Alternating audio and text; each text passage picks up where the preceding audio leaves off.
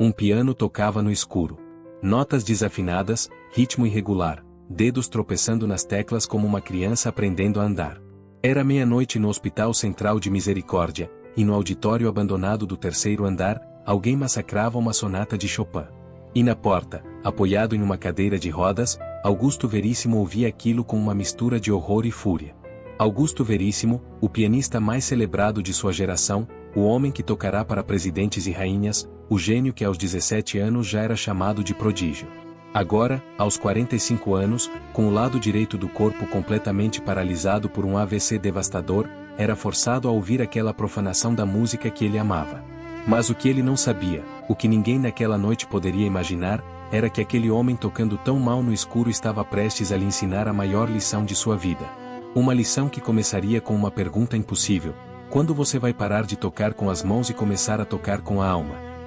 Para entender como Augusto chegou até aquele momento de completa humilhação, preciso te levar 15 anos para trás, para uma noite em que ele estava no auge de sua glória. Carnegie Hall, Nova York, um concerto esgotado há meses. Augusto deslizava pelos noturnos de Chopin com uma precisão que fazia críticos experientes chorarem. Ele era perfeito. Tecnicamente impecável. Mas havia algo frio em sua performance, algo que alguns poucos percebiam mas ninguém ousava dizer. Ele tocava com a cabeça, não com o coração. Com arrogância, não com amor. Com a necessidade de provar que era melhor que todos, não com a gratidão por ter sido abençoado com aquele domingo. Naquela mesma noite, nos bastidores, um jovem pianista de 20 anos esperava nervosamente para conhecê-lo. Seu nome era Daniel, e ele havia acabado de tocar no concurso de novos talentos que acontecia antes da apresentação principal. Daniel era bom, muito bom, mas havia algo em sua execução que o separava dos verdadeiros gênios. Suas mãos tremiam ligeiramente. Uma condição neurológica leve, disseram os médicos, nada que o impedisse de tocar, mas o suficiente para que nunca alcançasse a perfeição técnica absoluta. Quando Daniel finalmente conseguiu chegar até Augusto, seus olhos brilhavam de admiração. Senhor Veríssimo, foi uma honra estar no mesmo palco que o senhor hoje. Eu sei que nunca serei tão bom quanto o senhor, mas queria dizer que o senhor é minha maior inspiração. Augusto olhou para aquele jovem de roupa simples, com mãos que tremiam segurando o programa do concerto, e sentiu apenas desprezo.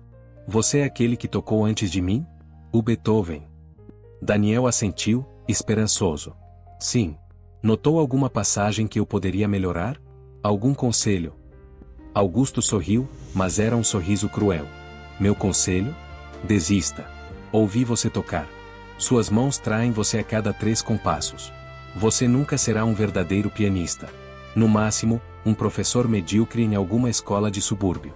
Não desperdice seu tempo perseguindo um sonho que está além de suas capacidades. O rosto de Daniel empalideceu. Ao redor, as poucas pessoas que ouviram ficaram em silêncio chocado. Mas Augusto já havia se virado, já estava caminhando para seu camarim, indiferente à destruição que acabará de causar. Para ele, era apenas honestidade. O mundo da música clássica era cruel, e quanto antes aquele jovem aceitasse suas limitações, melhor. O que Augusto não viu, porque não se importou em olhar para trás, foram as lágrimas silenciosas escorrendo pelo rosto de Daniel enquanto ele amassava o programa do concerto e saía daquele teatro, saía daquele sonho, saía de tudo que havia planejado para sua vida. Os anos passaram. Augusto continuou sua ascensão meteórica. Gravações aclamadas, turnês mundiais, prêmios que enchiam uma sala inteira em sua cobertura luxuosa. Ele era adorado pelo público, mas temido por todos que trabalhavam com ele. Músicos de orquestra sussurravam histórias de seus ataques de raiva durante ensaios. Produtores sabiam que ele era capaz de cancelar concertos inteiros se algum detalhe não estivesse perfeito. E seus assistentes pessoais nunca duravam mais de 6 meses, porque Augusto tinha o dom de encontrar a ferida mais profunda de uma pessoa e esfregar sal nela sempre que estava de mau humor. Mas havia um nome que Augusto nunca mais ouviu. Daniel simplesmente desapareceu do mundo da música clássica. E Augusto, se alguma vez pensou naquele jovem, foi apenas como mais uma confirmação de que estava certo. O rapaz claramente não tinha o que era necessário. Mais uma alma comum que sonhou grande demais. Augusto, afinal, estava cercado de grandeza. Havia se casado com Isabela, uma violinista linda e talentosa, e juntos eram o casal dourado da música clássica. A vida era perfeita. Ou pelo menos parecia. Porque por trás das cortinas de veludo e dos aplausos ensurdecedores, Augusto estava vazio. Isabela percebia, tentava alcançá-lo, mas era como tentar abraçar uma estátua de mármore. Ele era frio, distante, incapaz de intimidade verdadeira. Você não me ama, ela disse certa noite depois de um concerto particularmente brilhante. Você não ama ninguém. Nem a mim, nem a música, nem a si mesmo. Você só ama o aplauso. Augusto riu dela. Não seja dramática. Tenho concertos em 3 continentes nos próximos 2 meses. Não tenho tempo para suas crises existenciais. 3 semanas depois, Isabela partiu. Deixou um bilhete simples. Espero que um dia você descubra que perfeição sem amor é apenas barulho bonito. Adeus, Augusto. Ele amassou o bilhete e jogou no lixo. No dia seguinte, estava em um avião para Berlim. Havia um concerto esperando, e concertos não exigiam que você sentisse nada além de controle absoluto sobre 88 teclas. Mas algo dentro dele, algo pequeno e insistente, começou a rachar. Era como uma fissura invisível em um vaso de porcelana cara. Por fora, ainda impecável. Por dentro, começando a se partir. E então veio aquela manhã. Uma manhã comum de terça-feira, 6 meses depois que Isabela o deixou. Augusto estava em sua cobertura, praticando um Rachmaninoff particularmente difícil que tocaria naquela noite. Suas mãos voavam pelas teclas com a precisão de uma máquina. E então, no meio de uma escala ascendente, sua mão direita simplesmente parou de responder. Não doeu. Não travou. Apenas, parou. Augusto olhou para ela, confuso, tentou movê-la novamente. Nada. E então sentiu um peso estranho caindo sobre o lado direito de seu rosto. Tentou levantar da banqueta do piano, mas sua perna direita não obedeceu. Ele caiu, batendo com o lado direito do corpo no chão de madeira polida, e a última coisa que viu antes de perder a consciência foi sua mão direita, deitada inerte no chão como algo morto, como algo que não fazia mais parte dele. Acidente vascular cerebral isquêmico severo. Foi o que os médicos disseram quando ele acordou 3 dias depois no hospital. Dano significativo no hemisfério esquerdo do cérebro, responsável pelo controle motor do lado direito do corpo. Paralisia completa do braço e perna direitos. Possibilidade de recuperação? Mínima. Possibilidade de voltar a tocar piano profissionalmente? 0. A palavra ecoou na mente de Augusto como uma sentença de morte. 0. Ele tentou falar, perguntar se havia algum tratamento experimental, alguma cirurgia, algo, qualquer coisa. Mas as palavras saíam arrastadas, difíceis, porque o AVC também havia afetado ligeiramente sua fala. Nos meses que se seguiram, Augusto passou de hospital em hospital, de especialista em especialista. Gastou fortunas em tratamentos. Fisioterapia intensiva. Terapia ocupacional. Acupuntura.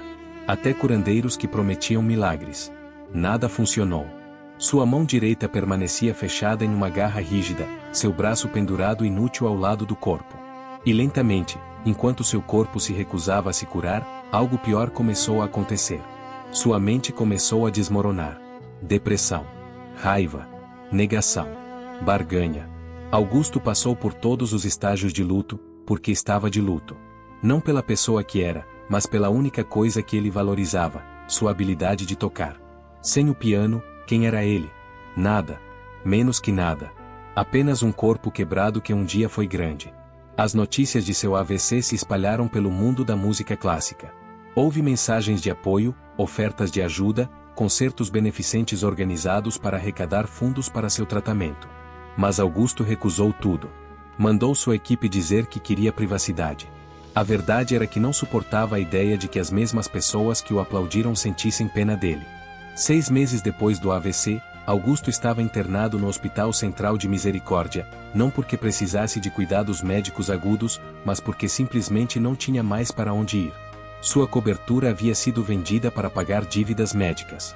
Isabela, quando soube de sua condição, enviou uma mensagem gentil mas firme. Estava refazendo sua vida e não poderia ajudá-lo. Ele não tinha família próxima, ou pelo menos não família que mantivera contato. Amigos verdadeiros? Percebeu que nunca teve. Apenas conhecidos que orbitavam sua fama. E agora que a fama havia se apagado, eles também desapareceram. O Hospital Central de Misericórdia tinha um programa para pacientes de longo prazo que não tinham condições financeiras ou apoio familiar. Augusto agora fazia parte desse programa. Ele, que tocará para a realeza, agora dividia um quarto com mais 3 pacientes em um hospital público. A ironia era tão amarga que ele quase conseguia rir. Quase. Mas rir exigia uma leveza que ele não sentia há muito tempo. Tudo o que sentia era um vazio imenso, negro, sem fundo. Ele passava os dias olhando pela janela, observando a cidade lá embaixo sem realmente vê-la. Os médicos diziam que a fisioterapia era crucial, que ele precisava continuar tentando. Mas para quê? Para recuperar talvez 30% da mobilidade? Para conseguir segurar um garfo sozinho? Que diferença fazia? Sem poder tocar, sem poder fazer a única coisa que dava significado à sua existência, qual era o ponto de lutar? E foi nesse estado, no fundo mais escuro de sua depressão, que Augusto ouviu pela primeira vez o piano sendo tocado à noite. Era meia-noite da primeira terça-feira do mês. Augusto estava acordado, como sempre estava, porque o sono era difícil e os pesadelos piores. E então ouviu notas de piano, distantes, abafadas, vindo de algum lugar no andar de cima. Alguém estava tocando. Não, massacrando. Tocando tão mal que era quase uma ofensa. Curioso apesar de si mesmo, Augusto conseguiu manobrar sua cadeira de rodas para fora do quarto. Os corredores do hospital eram vazios e meio assustadores à noite, iluminados apenas por luzes de emergência. Seguiu o som até encontrar um elevador de serviço. Com dificuldade, usando apenas a mão esquerda, conseguiu entrar e apertar o botão do terceiro andar. As portas se abriram para um corredor ainda mais escuro. Mas a música estava mais alta agora. Vinha de portas duplas no final do corredor. Augusto se aproximou e empurrou uma das portas levemente.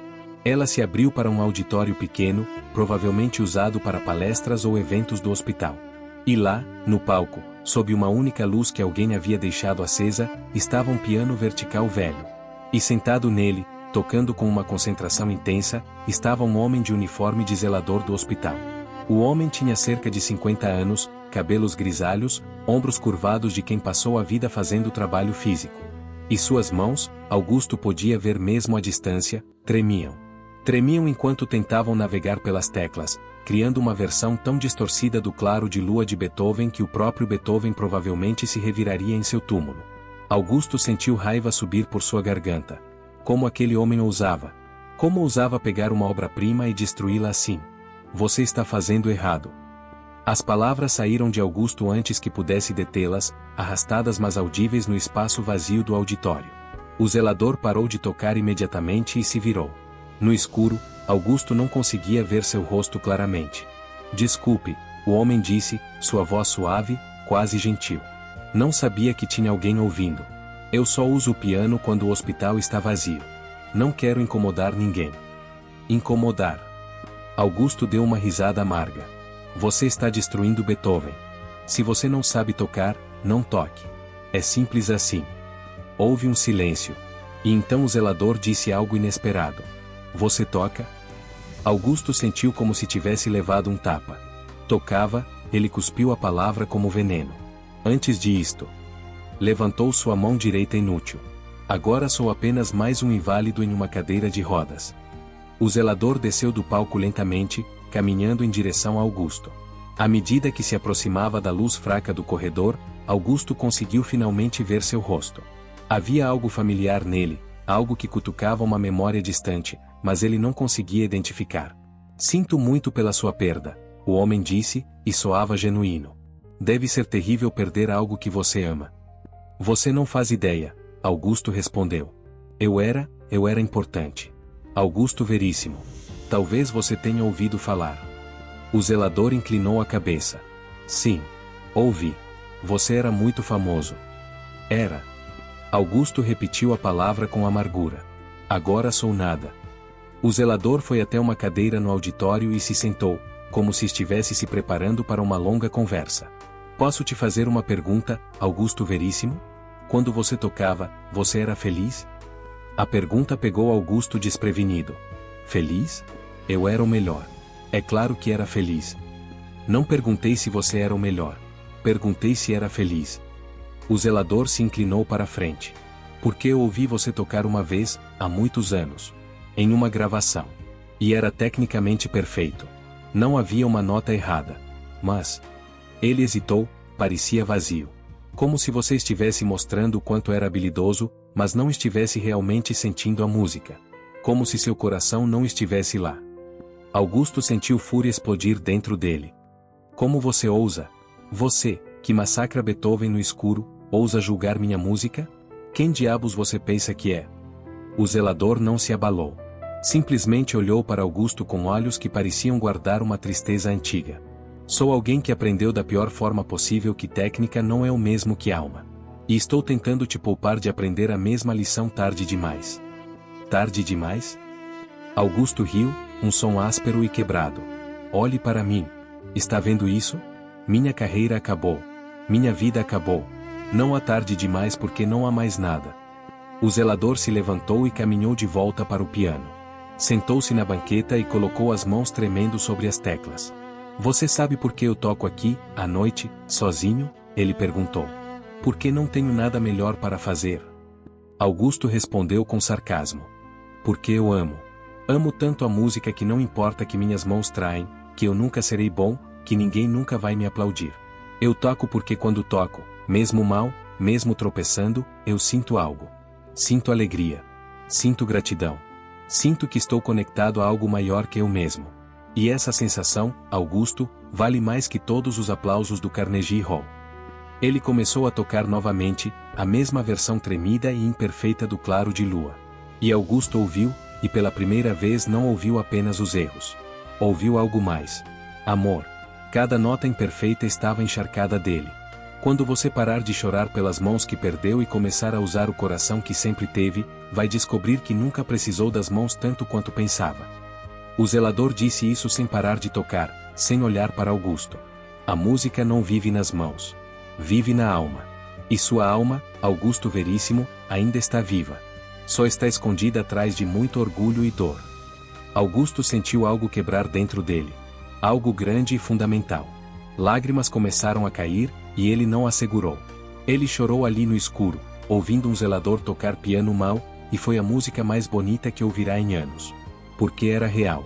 Era honesta. Era humana de uma forma que sua própria música nunca foi. Quando o zelador terminou, ele se levantou e caminhou em direção à saída. Parou ao lado da cadeira de Augusto e colocou uma mão gentil em seu ombro. Venha aqui todas as terças à meia-noite, se quiser. Seria bom ter companhia. E ele saiu, deixando Augusto sozinho no auditório escuro. Augusto ficou ali por horas, olhando para o piano no palco, e sentindo algo que não sentia há tanto tempo que quase não reconhecia. Curiosidade. Esperança. Talvez, apenas talvez, ainda houvesse algo. Não o que era antes. Nunca seria o que era antes. Mas talvez algo diferente. Algo novo. Algo verdadeiro. A terça-feira seguinte, à meia-noite, Augusto estava de volta no auditório. O zelador chegou minutos depois, sorrindo quando viu Augusto ali. Voltou. Não sei por quê, Augusto murmurou. Você sabe sim, o zelador respondeu, subindo no palco. Mas dessa vez, antes de começar a tocar, ele se virou para Augusto. Qual é seu nome? Augusto perguntou. Você sabe o meu, mas eu não sei o seu. O zelador ficou em silêncio por um longo momento. E então disse, com uma voz que tremia ligeiramente, Daniel. Meu nome é Daniel. O mundo parou. Augusto sentiu o sangue gelar em suas veias. Não. Não podia ser. Aquele zelador não podia ser, mas enquanto olhava mais atentamente, enquanto realmente via o homem pela primeira vez, reconheceu. Os olhos. A forma do rosto. 15 anos mais velho, marcado pelo tempo e pelo trabalho duro, mas sim. Era ele. O jovem pianista que ele havia destruído nos bastidores do Carnegie Hall. Daniel, Augusto sussurrou, e o nome saiu como uma confissão, como um pedido de perdão. Sim. Daniel desceu do palco e caminhou até ficar cara a cara com Augusto. Você se lembra de mim? Não era uma pergunta. Eu não sabia que você trabalhava aqui. Eu não sabia. Que o jovem pianista promissor se tornou um zelador de hospital. Daniel terminou a frase. Depois daquela noite, depois do que você me disse, eu parei de tocar. Completamente. Vendi meu piano, desisti do conservatório. Suas palavras, elas me convenceram de que eu não era nada. Que nunca seria nada. Augusto sentiu vergonha tão profunda que era quase física. Daniel, eu sinto muito. Eu estava errado. Eu era um idiota arrogante que deixe-me terminar. Daniel o interrompeu, mas sua voz não era raivosa. Apenas firme. Eu passei 10 anos sem tocar uma única nota. Trabalhei em empregos que odiava, vivi em um vazio que você provavelmente pode entender agora. E então, 5 anos atrás, algo aconteceu. Minha irmã morreu. Câncer. E no funeral, eles tocaram a sonata ao luar. Tocaram mal, uma gravação barata. Mas ouvir aquilo, mesmo mal tocado, me fez lembrar porque me apaixonei por música em primeiro lugar. Daniel se sentou em uma cadeira ao lado de Augusto. Percebi naquele dia que você estava certo sobre uma coisa. Eu nunca seria um virtuoso. Minhas mãos nunca obedeceriam perfeitamente. Mas você estava errado sobre tudo mais. Porque música não é sobre perfeição. É sobre expressão. É sobre conectar seu coração com o coração de quem escuta, mesmo que seja apenas você mesmo. Então comecei a tocar de novo. Não para plateias. Não para aprovação. Só porque amo. E você me perdoa? Augusto perguntou, sua voz quebrada. Por destruir seu sonho? Daniel pensou por um longo momento. Você não destruiu meu sonho. Mudou ele. E sinceramente, talvez eu precisasse daquela dor para aprender o que realmente importa. Então sim, Augusto, eu te perdoo. A pergunta é, você vai se perdoar? Augusto não tinha resposta para isso. Mas naquela noite, e nas terças-feiras que se seguiram, algo começou a mudar. Daniel tocava, e Augusto ouvia. E aos poucos, Augusto começou a oferecer sugestões. Tente sentir a música respirar. Deixe as notas terem espaço. Não se preocupe tanto com acertar. Preocupe-se com sentir. E enquanto ensinava Daniel, estava realmente ensinando a si mesmo. Lições que nunca aprendeu em toda a sua carreira brilhante. Um mês se passou. Depois 2. E uma terça-feira, Daniel olhou para Augusto e disse, toque comigo. Augusto balançou a cabeça violentamente. Não posso. Você sabe que não posso. Não pedi para tocar com as 2 mãos. Toque com a esquerda. Eu toco com as minhas mãos tremendo. Juntos, faremos algo bonito. E ali, naquele auditório vazio, às 2 da manhã, aconteceu algo extraordinário. Augusto, com lágrimas escorrendo pelo rosto, colocou sua mão esquerda sobre as teclas pela primeira vez em um ano. E Daniel, sentado ao seu lado, colocou suas mãos tremendo. E juntos, tocaram. Foi imperfeito. Foi desajeitado. Notas erradas, tempo irregular, pausas onde não deveriam existir. Mas foi a coisa mais linda que Augusto já criará. Porque pela primeira vez em sua vida, ele não estava tocando para provar nada.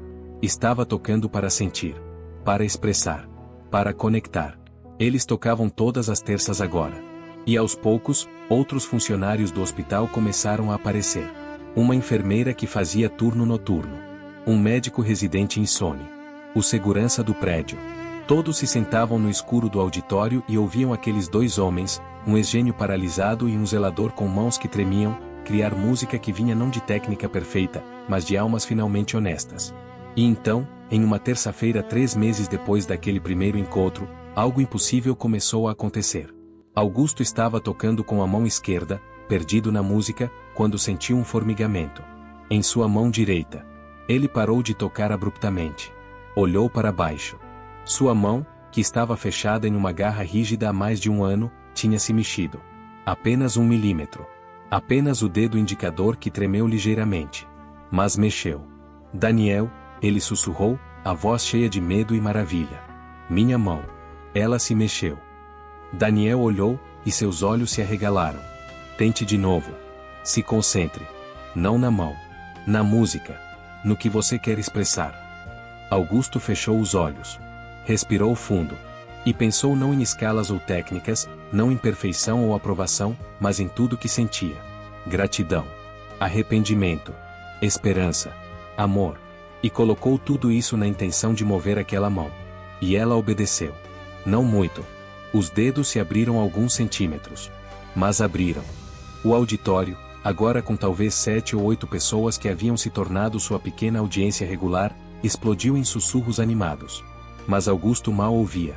Estava olhando para sua mão como se fosse a primeira vez que a via. Nos dias que se seguiram, os médicos estavam incrédulos. Exames mostraram que não havia mudança no dano cerebral. Neurologicamente, aquilo não deveria ser possível. É a mente sobre a matéria, um médico especulou. Você criou novas vias neurais através de pura força de vontade. Ou foi um milagre, Daniel disse baixinho quando estavam sozinhos. A recuperação foi lenta. Dolorosamente lenta. Mas mês após mês, Augusto recuperava movimento. Primeiro os dedos. Depois o pulso. Eventualmente, o cotovelo. A fisioterapia que ele havia abandonado, ele agora atacava com determinação feroz. Não porque queria voltar a ser quem era, mas porque queria ver aonde aquela nova jornada o levaria. 1 ano e meio depois daquele primeiro encontro no auditório, Augusto conseguiu tocar uma escala simples com a mão direita. Não era rápida. Não era perfeita. Alguns dedos ainda não obedeciam completamente. Mas era música. Era vida. E foi então que Daniel chegou no auditório em uma terça-noite com algo em mãos. Folhas de música. Escrevi isto, ele disse timidamente. Uma composição. Pensei que talvez, se você quiser, possamos tocar juntos. É simples. Feita para 4 mãos imperfeitas. Augusto olhou para a partitura. Era tecnicamente simples sim, dentro das capacidades limitadas que ambos agora tinham. Mas era linda. Melódica, emocional, honesta. Você compôs isto? Você me ensinou que eu tinha mais a oferecer do que pensava. Então tentei. Eles praticaram por semanas. E então, Daniel fez uma sugestão ousada. Há um pequeno concerto beneficente do hospital no mês que vem. Apenas para arrecadar fundos para o programa de pacientes de longo prazo. Performances dos funcionários, talentos escondidos, esse tipo de coisa. Pensei que talvez possamos tocar nossa música. Augusto sentiu medo imediato. Ele, que tocará para milhares, agora estava aterrorizado pela ideia de tocar para talvez 50 pessoas em um ginásio de hospital. Porque antes, ele escondia sua alma atrás de técnica perfeita. Agora, teria que se expor. Imperfeito, vulnerável, real. Não sei se consigo, ele admitiu. Consigo sim, Daniel disse com certeza. Porque você não está mais tocando para provar algo. Está tocando porque ama. E amor sempre foi a maior técnica de todas. No dia do concerto, Augusto estava tão nervoso que suas mãos suavam.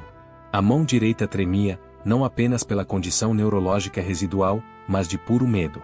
Daniel sentou-se ao seu lado na banqueta e sussurrou, lembra o que você me ensinou? Respire com a música. Não pense. Sinta. E então começaram a tocar. E foi imperfeito. Notas erradas aqui e ali. Timing que oscilava. As mãos de Augusto não tinham a velocidade de antes. As de Daniel tremiam mais quando estava nervoso. Mas havia algo na música, algo indescritível, que fez cada pessoa naquela pequena audiência parar e realmente ouvir. Porque o que eles ouviram não foi técnica. Foi história. A história de 2 homens quebrados que encontraram redenção na coisa que deveria tê-los destruído. Música nascida não de perfeição, mas de perdão. Não de arrogância, mas de humildade. Não de talento, mas de amor. Quando a última nota soou, houve um momento de silêncio absoluto. E então, aplausos. Não os aplausos educados de uma audiência de caridade, mas aplausos genuínos, emocionados. Muitos estavam chorando. E Augusto olhou para aquelas 50 pessoas, muitas delas pacientes do hospital, funcionários que trabalhavam turnos duplos, familiares cansados visitando entes queridos doentes, e viu algo que nunca viu em todas suas plateias de milhares. Viu conexão real. Eles não estavam aplaudindo porque ele era o melhor. Estavam aplaudindo porque ele era verdadeiro. Mais tarde naquela noite, de volta ao auditório vazio, Augusto sentou-se no piano sozinho. Olhou para suas mãos, a esquerda forte, a direita ainda limitada mas viva. E pela primeira vez na vida, disse em voz alta, obrigado. Obrigado pelo domingo, obrigado pela queda. Obrigado pelo homem que o lembrou do que realmente importava. E obrigado pela segunda chance, não de ser quem era, mas de se tornar quem deveria ter sido desde o início. Daniel entrou no auditório e viu Augusto ali. Pensando? Rezando, na verdade, Augusto respondeu, surpreendendo a si mesmo. Nunca fiz isso antes. Rezar. Mas parece, certo. Daniel sorriu e sentou-se ao seu lado. Sabe, ele disse, passei muito tempo com raiva de você. Depois passei tempo me sentindo superior a você, olha como ele caiu e eu me tornei uma pessoa melhor. Mas a verdade é que precisávamos um do outro. Você me ensinou que talento sem amor é vazio. Eu te ensinei que amor sem talento ainda é valioso. Juntos, aprendemos que talento com amor é a única coisa que realmente vale a pena. Você é um homem sábio, Daniel, Augusto disse. Como eu nunca vi isso antes. Porque você estava tocando muito alto para ouvir qualquer coisa, Daniel respondeu. Às vezes precisamos de silêncio para ouvir a música mais importante. A música da nossa própria alma. Eles sentaram em silêncio confortável por um longo tempo. E então Daniel perguntou: o que você vai fazer agora? Os médicos disseram que você pode receber alta do programa. Você recuperou o suficiente para viver independentemente. Augusto pensou. Ele tinha algumas economias restantes. Poderia alugar um pequeno apartamento. Talvez dar aulas particulares de piano para iniciantes. Uma vida tão diferente da que teve. Mas a ideia não o aterrorizava mais. Na verdade, havia uma certa paz nela. E você? Ele perguntou a Daniel. Vai continuar sendo zelador? Daniel deu de ombros. Por enquanto. É um bom trabalho. Honesto. E me dá acesso a este piano. Ele deu um tapinha afetuoso no instrumento velho e desafinado. Mas talvez eu também dê algumas aulas. Para crianças que acham que não são boas o suficiente. Para mostrar que ser bom o suficiente não é o ponto. Faríamos um bom time, Augusto disse lentamente. Ensinando juntos. Você ensina coração, eu ensino técnica. Juntos, ensinamos música verdadeira. Daniel olhou para ele, esperança crescendo em seus olhos. Está falando sério? Completamente. Não temos dinheiro para um estúdio, mas talvez possamos perguntar ao hospital se podemos usar este auditório algumas tardes por semana. Em troca, fazemos concertos mensais de caridade. O que você acha? E foi assim que nasceu a Escola de Música de Mãos Imperfeitas. Não oficialmente, claro. Era apenas 2 homens em um auditório de hospital, ensinando crianças cujos pais não podiam pagar por escolas de música caras. Crianças com condições que as escolas adequadas diziam que as impediriam de tocar. Crianças tímidas, assustadas, convencidas de que não eram boas o suficiente. E Augusto e Daniel lhes ensinavam não apenas música, mas algo muito mais importante. Ensinavam que imperfeição não é uma maldição. É uma oportunidade de ser humano. De ser real. De tocar não apesar de suas falhas, mas através delas. Passaram-se 2 anos. A escola cresceu de boca em boca. Jornais locais fizeram matéria sobre o famoso pianista que caiu e se levantou de uma nova forma. Doações começaram a chegar. Não grandes fortunas, mas o suficiente para comprar instrumentos decentes para as crianças. O suficiente para formalizar a escola como uma organização sem fins lucrativos. E Augusto, que uma vez mediu seu valor por aplausos em grandes palcos, agora encontrava satisfação em ver uma criança de 7 anos com paralisia cerebral conseguir tocar sua primeira escala. Você viu? Ela gritou, tão orgulhosa. Eu consegui. E Augusto sentiu mais alegria naquele momento do que sentiu em todos os seus concertos de gala somados. Em uma tarde de outono, Augusto estava no auditório preparando a próxima aula quando ouviu uma voz familiar atrás dele. Então é verdade. Você virou professor. Ele se virou e viu Isabela parada na porta. Ela estava exatamente como ele lembrava, talvez com algumas linhas a mais ao redor dos olhos, mas ainda linda. Isabela, ele disse, surpreso. O que você está fazendo aqui? Li sobre você. Sobre sua escola. Sobre sua transformação. Precisava ver com meus próprios olhos. Eles conversaram por horas. Ela lhe contou sobre sua vida, como eventualmente encontrou felicidade tocando em uma orquestra regional, como se casou com um homem gentil que a valorizava. E Augusto lhe contou tudo. O AVC. A depressão. Daniel. A cura lenta. O renascimento. Quando terminou, Isabela tinha lágrimas nos olhos. Você finalmente aprendeu, ela disse suavemente. O que eu tentei te ensinar todos aqueles anos. Que perfeição sem alma é apenas barulho. Você estava certa.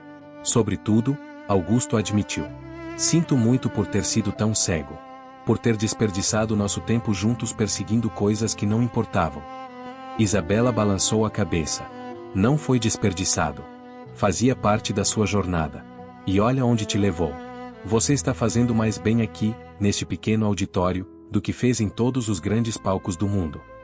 Ela se levantou para ir embora, mas parou na porta. Augusto? Eu estou orgulhosa de você. Do homem que você se tornou.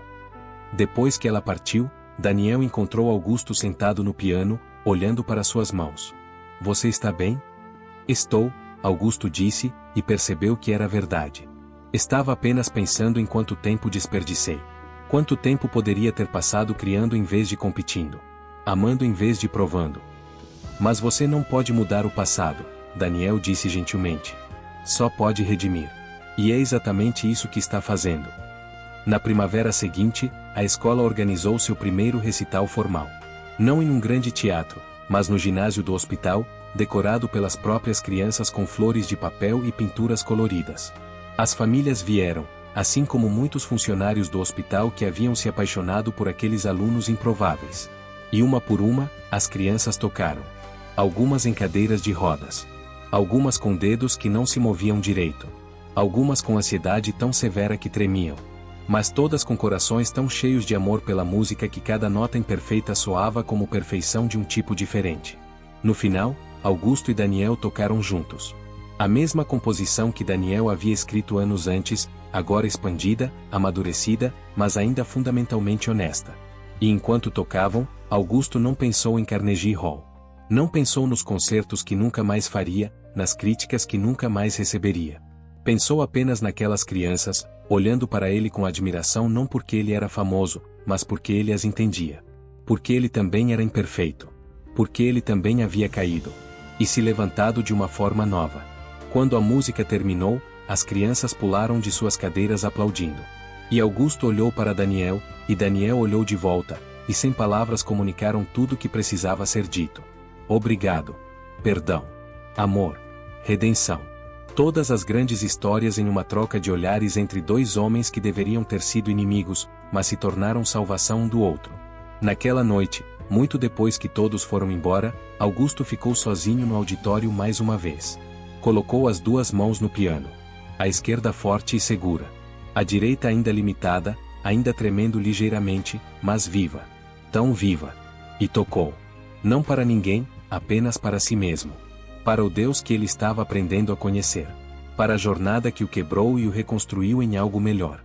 E pela primeira vez em toda a sua vida, Augusto Veríssimo tocou piano e foi completamente, perfeitamente feliz. Porque ele finalmente entenderá o que Daniel tentou lhe ensinar naquela primeira noite. Não se trata das mãos que você tem. Trata-se do coração que você coloca nelas. Não se trata de ser o melhor. Trata-se de ser verdadeiro. E no final, quando sua vida é resumida, quando todo o barulho e a fama e os aplausos se calaram, a única coisa que permanece é o amor que você deu. A única música que importa é a que tocou a alma de outro ser humano e disse: você não está sozinho. Você é visto. Você é valorizado. Você é amado. E então Augusto entendeu. O AVC não foi uma maldição. Foi uma misericórdia. Porque tirou dele a única coisa que o impedia de ser quem deveria ser. E em seu lugar, deu algo infinitamente mais valioso. Deu humanidade. Deu humildade. Deu uma segunda chance de fazer as coisas certas. E ele não desperdiçaria essa chance. Não desta vez. Você já se perguntou se aquilo que você pensa ser seu maior talento pode na verdade ser sua maior prisão? Se a perfeição que você persegue está te impedindo de ser verdadeiramente livre? Augusto passou a vida inteira sendo o melhor, e só quando perdeu tudo descobriu o que realmente importava. Não é sobre ser perfeito. É sobre ser real. Não é sobre impressionar o mundo. É sobre tocar um coração. Mesmo que seja apenas um. Mesmo que seja o seu próprio. Se essa história te tocou, se você viu algo de si mesmo em Augusto ou em Daniel, se você carrega suas próprias imperfeições como vergonhas em vez de como oportunidades de ser humano, deixe um comentário. Compartilhe com alguém que precisa ouvir que não são suas habilidades que definem você, mas seu coração. E se inscreva no canal Vidas com Destino, mas só se essa história realmente falou com algo profundo dentro de você. Porque aqui não contamos histórias para passar o tempo. Contamos histórias para mudar vidas. Para lembrar você que segundas chances existem. Que redenção é possível. Que você pode cair e se levantar diferente, melhor, mais verdadeiro. E que no final, a música mais linda que você pode tocar é a da sua própria alma, finalmente livre para cantar.